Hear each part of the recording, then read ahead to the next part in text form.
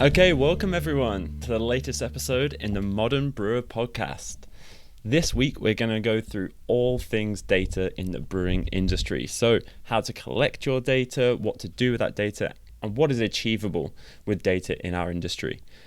With me this week is not just a guest, but also a friend. It's someone I went to uni with back in the day in Sheffield, Hallam. We shared a house together in the final year and we were good friends. We did the same course. I gotta admit, Tristan took a maybe slightly different path than I did. He's actually become a data translator, so he gives data meaning and he basically works with all things data analytics. So he started at Eon, which is very different to the brewery that I started at in Daleside. Then he moved on to Connect Plus Services, Daiichi, Fourth Rev, and then now at his current role as the data and analytics manager at Kite Packaging. So before we get into the episode and introduce Tristen, I just want to make sure you guys have hit that subscribe button. You know, this episode comes out every 2 weeks, and I just don't want you to miss anything because so much happens in 2 weeks. So please hit the subscribe or the follow button. And right, let's get on into the episode. So welcome to the episode, Tristan Mobbs. Thank you for having me here, Chris. It's great to have a lovely introduction. And yeah, it's been a long time since we lived together at uni and took completely different paths. And here we are again talking. Yeah, and it's actually really funny to me because, you know, in my life, I can probably say I'm close to 150 business ideas that I've had in my life that have never really come to fruition. And you are one of my business partners in one of these excellent semi-adventures. So why don't you tell everyone the genius idea we had at university? Yeah, I think you and me both. I've got several domain names sat there doing nothing that have been the fruits of several of these business ideas over the years. But yeah, the one we had at uni was Sell My Things.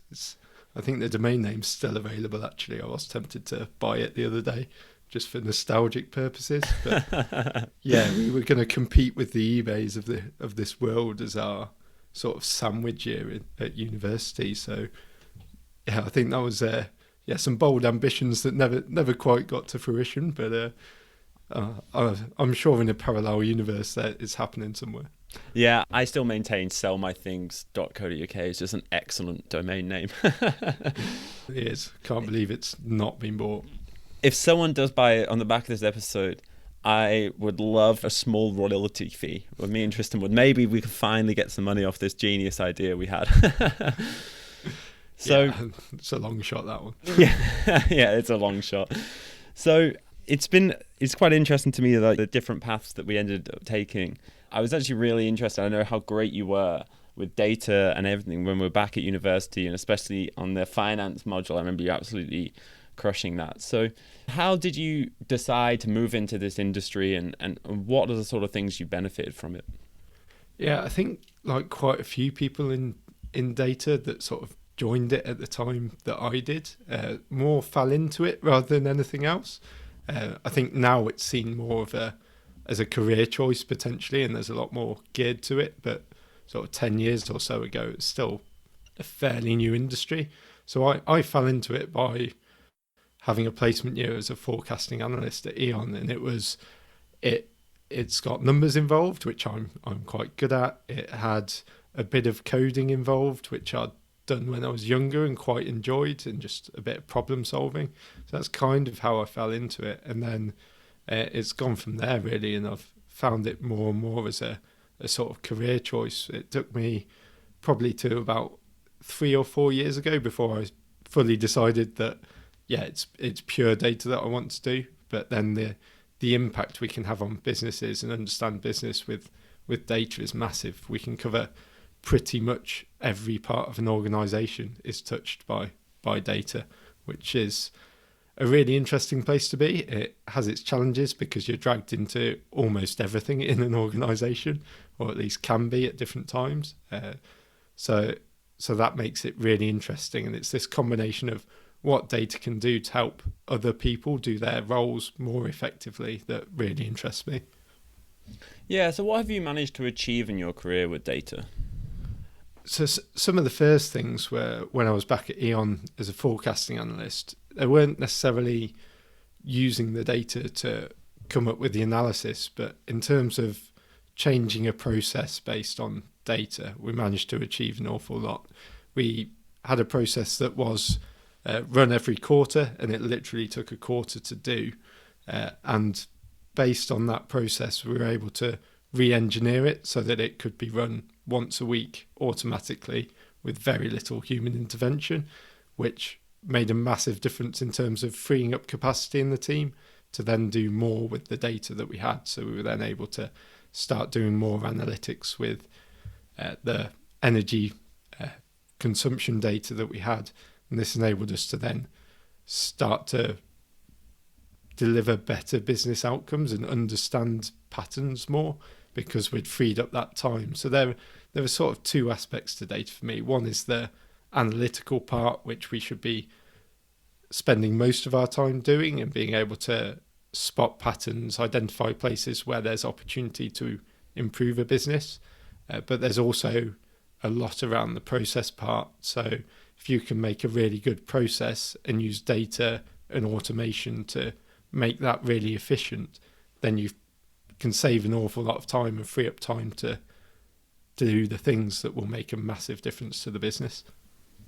Yeah, it's really interesting. Even though I didn't follow the same career path as you, data has been intertwined with my career quite extensively, and something I've always been really, really keen on implementing in the breweries that I've worked in. Quite often, breweries are quite fascinating data places because you actually have to collect so much of it manually, mostly from external measuring devices that don't really ever link up together. So we're talking throughout the brew day process, you've got flow meters, hydrometer readings, density readings, you're looking at flow rates, temperatures. All of this is on completely different and not interlinked digital screens. So a lot of it is recorded manually. But what's also beyond the brew day, you have fermentation data, then there's all the data from the lab equipment, from microplates, from sensory scores and readings, and none of this data really communicates with each other in an everyday brewery. And mainly because most of it, I mean, there's probably two types or maybe three types of data storage. You have the classic old school record the data on a piece of paper and store it in a file. Been a part of those breweries many times. Of course, really great that people are taking the data, and I completely appreciate it's quite time consuming to then put that into a file. But then some record this data just entirely digitally, which is something I tried to do in the past in breweries with varied success. But I think most of them are using a combination of both first writing it on paper and then moving that into a file. So the digital file type can be anything from sort of Excel spreadsheets or Google Sheets, Power BI, or even bespoke brewery management software. Some really good examples of bespoke brewery management software out there at the moment.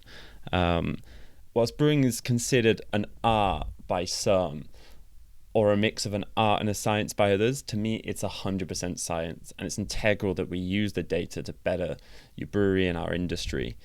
And whilst I completely appreciate, and I've been a part of breweries where you have to record things on paper first, it's still really important that then that gets uploaded digitally. Because in my experience, when we started data collecting in a structured way and we managed to get the files to communicate and we managed to connect COA data with brewhouse data, fermentation data with which would cause a potential off-flavor spike in sensory analysis.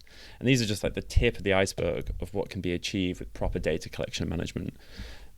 And what I hoped by the end of this episode is that you, the listener, will be able to be on your way to communicate, to analyze and visualize a lot of this data. So, Tristan, what should we consider before we start collecting any data?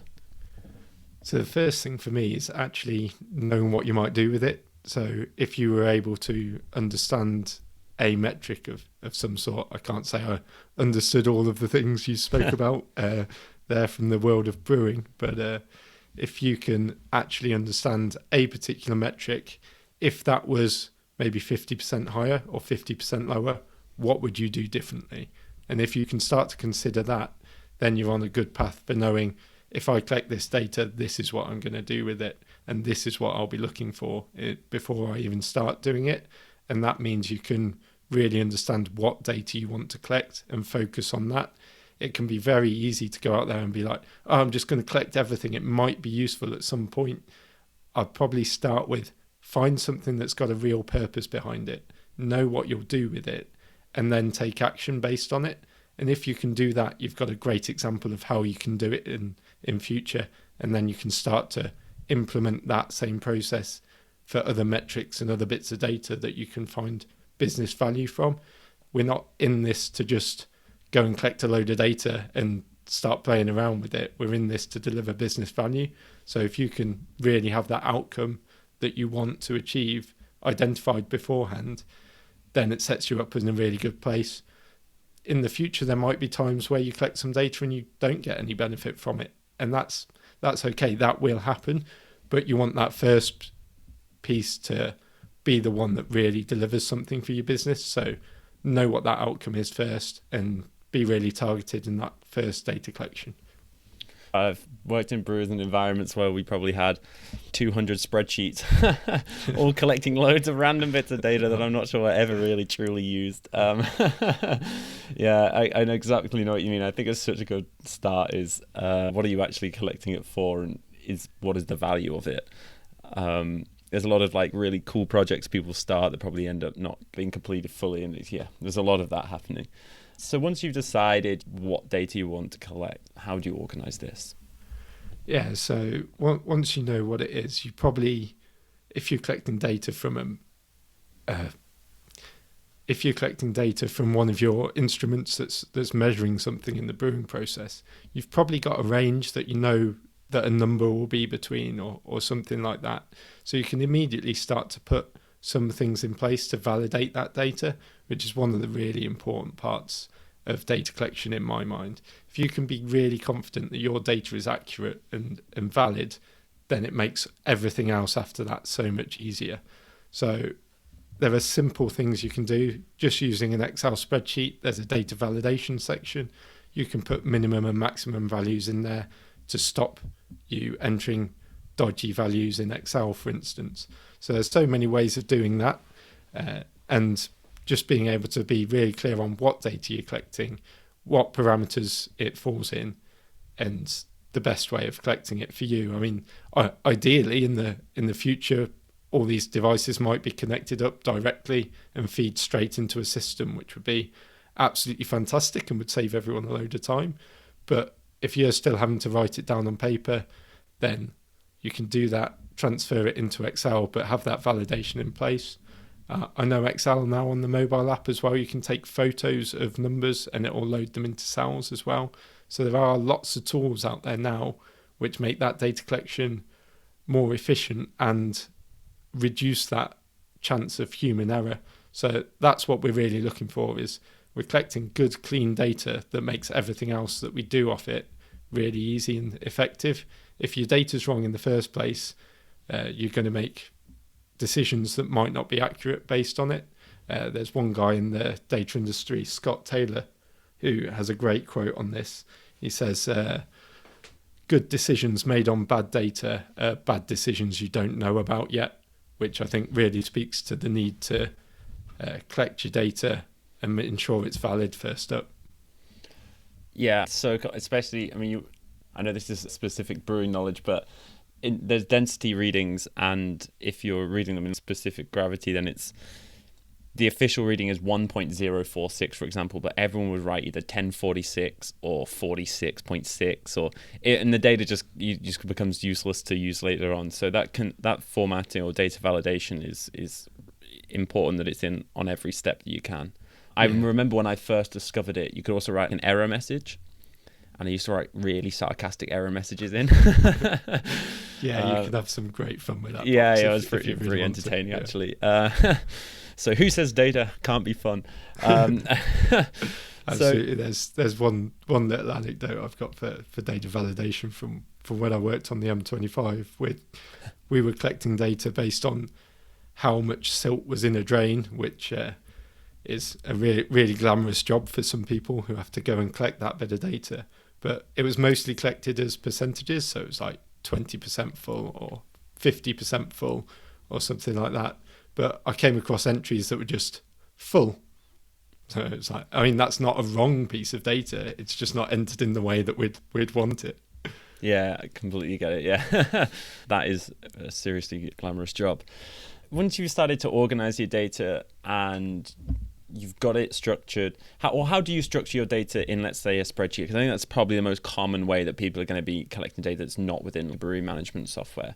Is there like a good template to follow? How would you structure it so that then you could extract that and use that data later?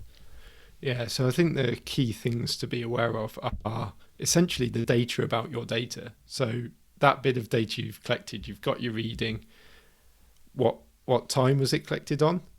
What machine does it relate to? Have you got a new instrument or something like that that might change potential readings in the future? So actually knowing what piece of equipment it came from is probably quite useful as well.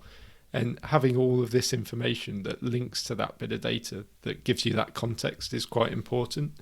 And then in Excel, there are quite a lot of different ways of storing it now. There are tables in Excel that are quite effective, that mean you can reference names of columns rather than having to reference cells, which can make things much more efficient.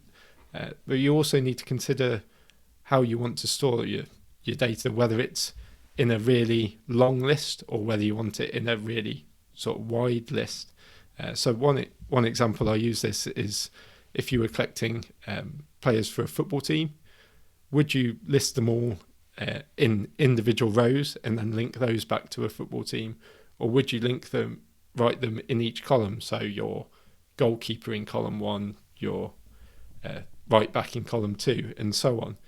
And my view there is that the long table is much better because you can just add players to the bottom. You don't need to know how many columns you need to add in an extra player, for instance, to a team. So teams in their squads, you might have 20 players or you might have 40 players. So if you're keeping all of your players in columns, then you're starting to lose track of who's where. Whereas if you keep them all in rows, then it's easy to just add another row at the bottom. And then you can use IDs to link this up to extra information. So going back to the example of like, maybe you've had 2 different instruments measuring the same bit of data, you can store those in a separate sheet in Excel and just say you've got instrument 1 and instrument 2.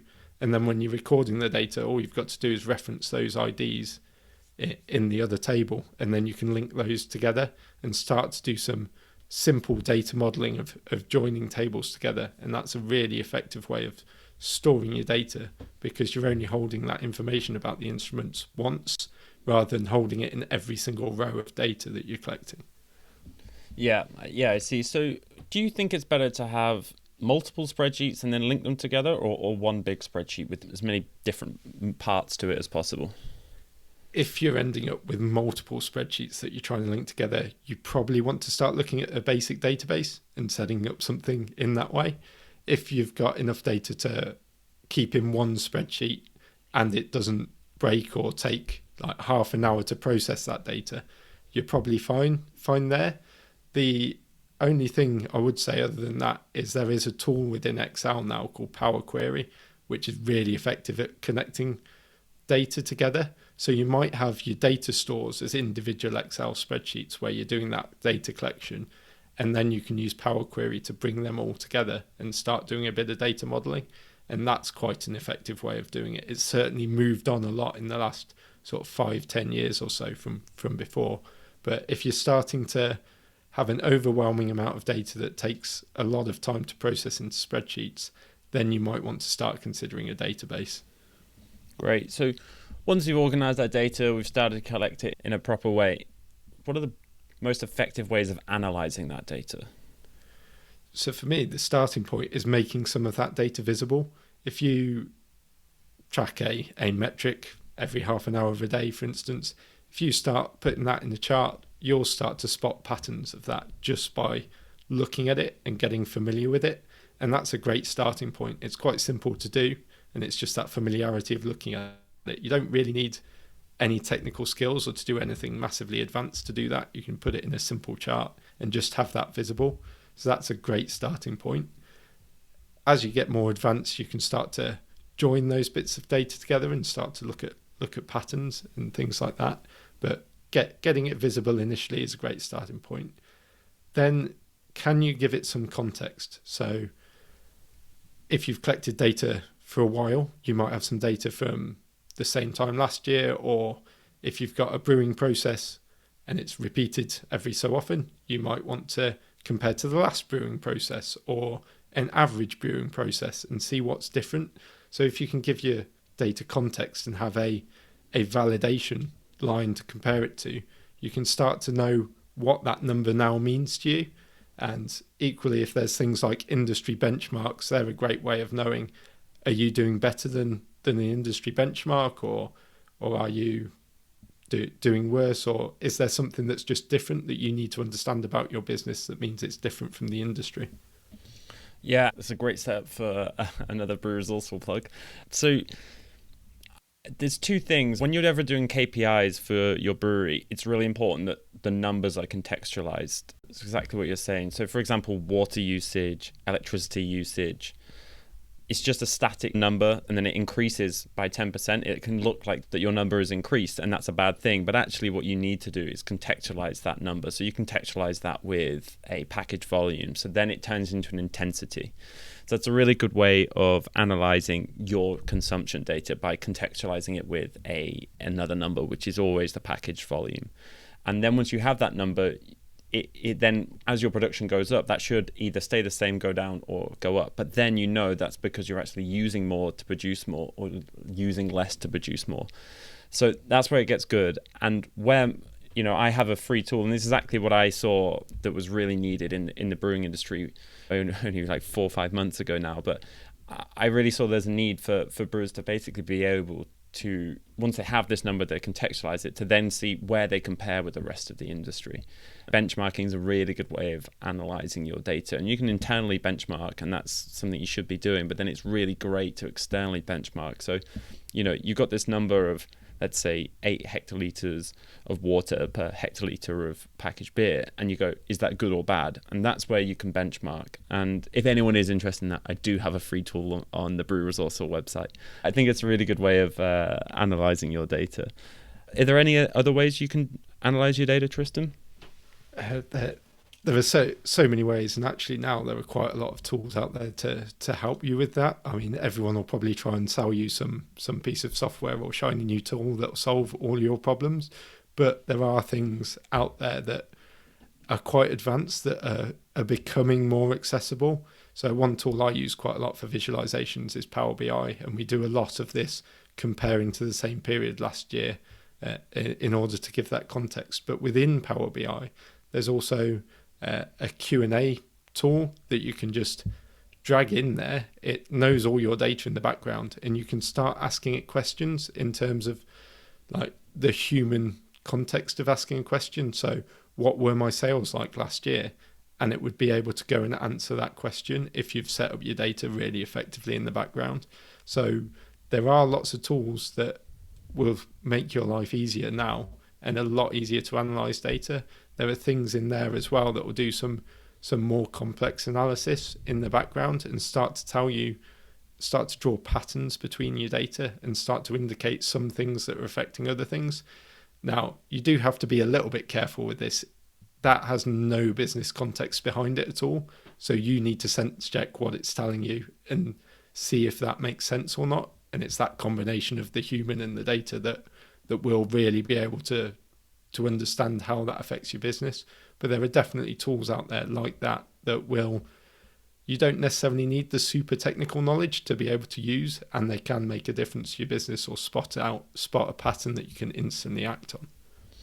Yeah, it leads quite nicely. So how does one person visualize their data? So for me, visualizations are all about keeping it simple and finding something that's really comparable. So I quite often just use bar charts or line charts, but also have a comparison in those. There are quite a lot of different options as well. So maybe you're doing a year-on-year comparison, so you can have one line against another line and spot the trends over a year. Maybe you're just looking at one number and you want to know what that big number is. So what are my sales year to date? You just want that as a big number, maybe. So just having one big number there and being able to look at that and see how that's doing or how that's comparing to last year, for instance, is really effective as well. And it's all about that visibility of it. If it's visible, you'll start to see things. You'll start to know whether you use it or not, or whether you just like seeing that number and it doesn't actually mean anything to you. And the thing is, getting started, having a look at the data and it's visible, then you'll work out what you use and what you don't. I know that sounds a bit contradictory from my initial point of know what you're doing with the data to start with, but it all forms part of that. Know what you're doing with it. Once you start visualizing it, then you'll spot more things that you use. And it might be that now you've solved that problem because you've had that bit of data and you can go and visualize another bit of data afterwards. Yeah, great. Yeah, we always were building dashboards. That's what we were doing at the back end of one of my jobs. But yeah, it's all about visualizing data, but it is quite useful. I think a lot of brewers generally are visual learners. I know for me personally, I'm definitely visual and kinesthetic, and it's quite a common theme. So it can be really nice to, even if you're seeing a whole bunch of data, just to put it into some form of chart. As Tristan said, bar charts and line charts are really great. Don't get the data industry started on pie charts. We'll be debating that for years. I mean, I'm not averse to them, Tristan, but to be honest, I know about 5 different types of charts. So you only need 5. The data industry loves to overcomplicate things or come up with a fancy new way of visualizing something. That bar charts and line charts will do almost anything you need them to do to visualize data simply. Yeah, I once remember spending like hours of my life trying to get those speedometers to work on Excel. I realised by the end it really wasn't actually doing much, to be perfectly honest. I just really wanted to see the speedometer. So that's, but this is one tip for you, is don't go down these rabbit holes of weird charts that you see online you think are really cool to do. Yeah, we're great at comparing lines as humans. We can compare 2 lines and understand one's about half the other line. We're not great at comparing angles in pie charts. So... That's actually pretty good, actually. Which actually probably leads, what do you think are like the most common mistakes made with data? The main one for me is overcomplicating it as people in the data industry or someone likely to take an interest in it. You probably will get excited about certain things and go down certain rabbit holes, and it's very easy to overcomplicate stuff. Start simple. You can always get more complicated over time, but really simplifying it. What is it you're trying to achieve? What is the minimum data you need to do that? Go and solve that first. You'll get business value quicker. And then if you need extra, you can get more complex over time. But we are great at overcomplicating it from the start. One of the things I did in one of my roles was to try and get the most accurate portfolio of our customers possible. I got there, but it took me probably 2 months longer than if I'd just gone with my initial version. It was pretty accurate. It was like 1% out. We'd have got business value immediately. I got to the point of being 0.03% out, but it'd taken me 2 months longer and I'd lost some business value in that time. So it's like, get started quicker and then you can overcomplicate or refine later. It's about getting that business value first. Another common mistake is comparing apples with pears, where when you start to get loads of different numbers there, you start to try and spot patterns in them. And one of the great phrases is correlation is not causation. There's a great website out there that goes with those themes, and it's like ice cream sales relating to murders and stuff like that, where you can spot these patterns in data that relate to each other, but they're clearly not connected in any way.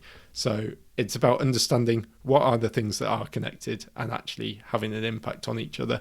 And as brewers coming from the brewing side, you probably have that business knowledge already to know what's connected and what's not. If I just came into the brewing industry, I'd probably spot a pattern between 2 numbers and be like, hey Chris, look what I found. Look, you need to do this. And you'd just be like, no, that's because of this. Go away and find something else. So it's quite easy to spot patterns between things that aren't necessarily that, or to compare 2 different numbers that the context has changed. You might have implemented a new brewing approach. So what was right a right measure for one might not be the right measure for another. So it's making sure that you compare the right things. And my final point really is around not having the context around your data. We spoke earlier around actually having that context which puts it into meaning, and knowing what measurements it is and all that kind of stuff. So really knowing that will help you when you look back at that data in a year's time. How relevant is it now? You'll be able to know all of that stuff. If I just told you that I'd done sales of £100 today, you'd have no idea if that's good or bad. Based on, I might have done £10 of sales the previous day, I might have done 20 grand's worth of sales the previous day. It's all about that context and really understanding what that number means for you and what action you would take as a result of it. Yeah, absolutely. For me, one of the common mistakes people make with data is they just don't digitally collect it enough. Not to like rain on people's parades, but I think the paper collection is kind of irrelevant nowadays if you don't put that into some sort of spreadsheet and start tracking that data. And I think one of the common mistakes is just either feeling that you don't have the time to do it, or that it's probably not worth collecting, because I couldn't disagree more. I think it's worth every second of putting that data in, as long as you're following the rules that Tristan put out, is like collecting for a reason. For example, a really good one is COA data. So the certificate of analysis data you receive, pick 5 of the metrics that you're most interested in. For me, there was classic ones, and then the one I was really interested in was in wort. So I was tracking that against the extract and then against my received, basically my brew house efficiency, and I found such a good correlation. So the lower it was, the better my efficiency was. So then we started to then redefine the specs that we were sending out to the maltster, and we were getting better quality malt. So it's just a really good example of, even though it's quite a lot of effort to manually enter COA data for hundreds of entries every month or every 2 months or 3 months, it's really good because what you can do with that data is so strong. And this is all about making your life easier, right? It's about making your life easier, making your brewing process more effective, making your brewing quality more consistent, and so on. So there are the tools out there now. If you're manually writing down data, you probably have a smartphone. You can probably get Excel on it. You can probably enter it directly into a spreadsheet. And whatever processes you build, make them repeatable. And then any analysis you do, you don't have to actually do anything else. Your job is then just entering the data. The analysis then exists there, and you can use it again and again and again and have that automatic reporting. So if you've got that reporting there and it's automatic, you're more inclined to then enter the data. And the more you do that, the more you'll learn. So that's the real crux of it for me, is it's about making your life easier. And that's through collecting that data in the most efficient and effective way possible. Yeah, that's a great point. And yeah, I hope that anyone who's listening to this who hasn't been collecting data will start to do so.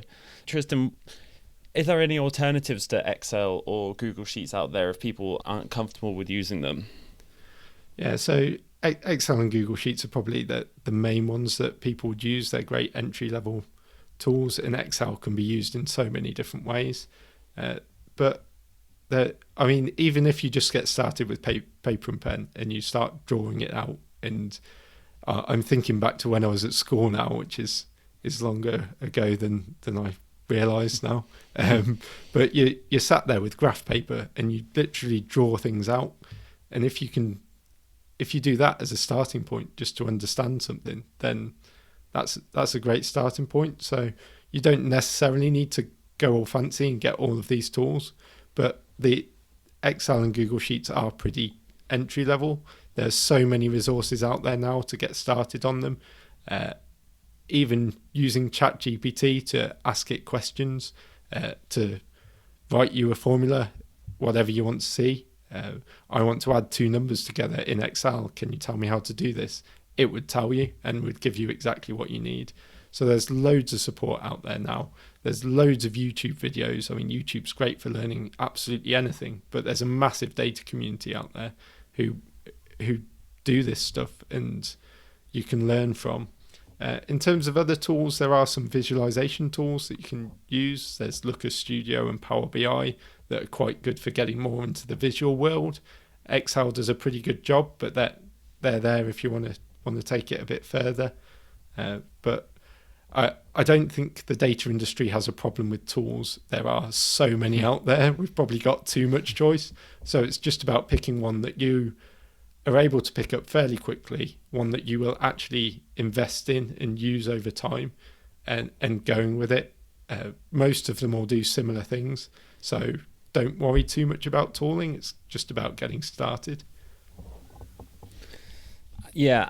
What is so interesting to me is I can't stress to you how many hours I've spent on YouTube finding videos, tutorials on how to do certain functions. And I found one of the most challenging things was trying to get something that was relevant to what I actually wanted. I couldn't even describe what I wanted to do. It would take me ages. And then you get on the video and then it's like this 40-second intro. It's like, hey, I'm so-and-so from so-and-so company.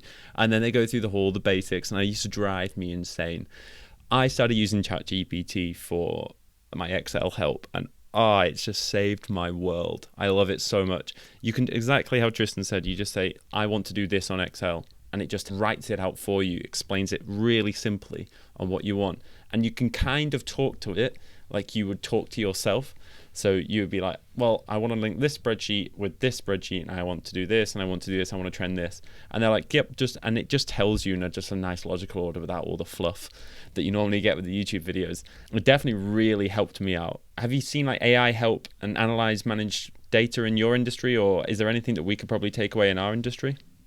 I think the ChatGPT stuff's really, really great. And if it's not quite right, you can just ask it to correct it or ask it to demonstrate a different method as well. So it is a bit conversational when you use it. It's not just I asked a question, it gave me an answer that I didn't like. You can get it to keep working on it, and it's a bit like working on a problem with someone. So it's quite effective for that. The one note of caution I will add on ChatGPT though is don't put anything business sensitive in there. Samsung came across this the hard way. Their technical coders were entering some of their sensitive code for a new project into it, and it used it in its modeling. ChatGPT took that data to learn from, and then was feeding it back to other people who would ask relevant things to that kind of thing. So do be a little bit careful about what you give it. It won't hilarious. Necessarily stay private. So don't go telling it your life story or anything commercially sensitive that you don't want to appear anywhere else. I can't believe that. It's so funny. I didn't know that. Oh Lord, that's the sort of thing you think, ooh, that was silly. Yeah, the challenges of new tools, and people are great for doing stuff like that, aren't they? People are great for giving information away or making mistakes, which is why we talked about the data validation at the start. If you make it as hard as possible to make a mistake, we're doing much better. We're human. We're great at making them. Yeah, absolutely. Yeah, I'm trying to think back to your original question around using AI in data. I think the best points are just getting started and doing the simple stuff first. If you get to that point, there's probably so much out there, and it's a very fast changing world at the moment. I mean, ChatGPT's only come out this year, and there's already been massive hype about it. There'll be massive hype about all sorts of new technologies, but it's finding what's useful for you as a business as well. So there are AI tools out there that promise to analyze all your data and do all sorts with it. If you get the basics right and get your data really effectively stored and so on, you're probably looking at having it in databases by that stage. Then you can get onto AI. If you build AI on dodgy foundations, it's just going to collapse and cause a mess all around you. So there's loads of potential out there, but it is a bit further down the line. Yeah, that's really interesting. I know it's probably AI is like the most commonly used term in the last 6 months, and everyone's promising what they can do with it to better your life. But my experience with it is just using it as a helping hand, as a conversational tool. It's basically like having someone next to you that can help you, who's better at Excel, and you just go and ask them loads of questions. But yeah, as Tristan said, just be careful what you're putting in there. That's pretty funny, actually. Yeah, I think that is being developed. I think there is a ChatGPT version that is designed for data analysis, and you can upload data into it and start doing some stuff with it. I've not experimented with it myself, and obviously treat that word of caution. I probably don't update your load all your financial data into it or something, or at least read all the terms before you do and make sure it's not going to be used elsewhere. But there are definitely tools like that are coming out that will make all of this much more accessible and much easier in future. So you don't have to employ a team of techie nerds that you have to then talk to and try and get some business value out of.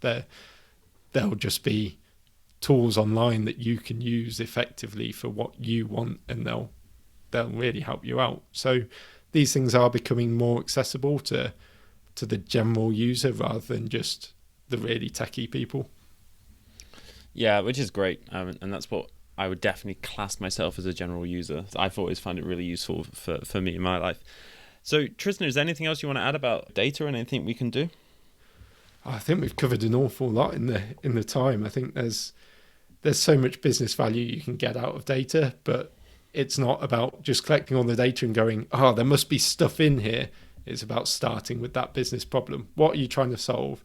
Is it you're trying to get a more consistent brew, or I mean, I don't know the world of brewing too well, so I don't know what the general problems are, but it's all about identifying those problems and how can you use data to solve those problems. And you'll know where you want to start, what data you need to answer that question, and start collecting it and start making it visible. And from then you'll be able to start solving the problems. Yeah, that's definitely such a great one. For me, the things I would take away from this is that start with the problem. What are you trying to solve? What are you trying to fix? And then decide which data to collect from there. I think in my past, I've probably just gone, let's collect all the data and then I'll figure out what problems I want to solve later on, which is just another great use of time. So that's a really good way. And I think another one is data validation, just making sure the data that goes into that spreadsheet, into that file is correct. And it is usable, as Tristan used his example earlier with the full instead of like 100%. You know, it's same with the gravity. If it's 1046 instead of 1.046, it means that when you come to use it, you either have to go and change a whole bunch of data, or there's nothing, you can't really use it. So again, don't collect it unless you can use it. So that's a really good topic as well. And I think a good one is using as much help out there as you can. I learned everything off either my friend or YouTube, or now, ChatGPT. So I think there's plenty of resources out there for people to learn. And with ChatGPT, it's taken away that level of having to understand what you need to do and what function you're trying to use, and you can just ask it a question. Yeah, the data community is really friendly as well. There's a whole bunch of us on LinkedIn, as you might imagine. So do feel free to connect with me or other data people on there and ask questions. Most people will be delighted to help.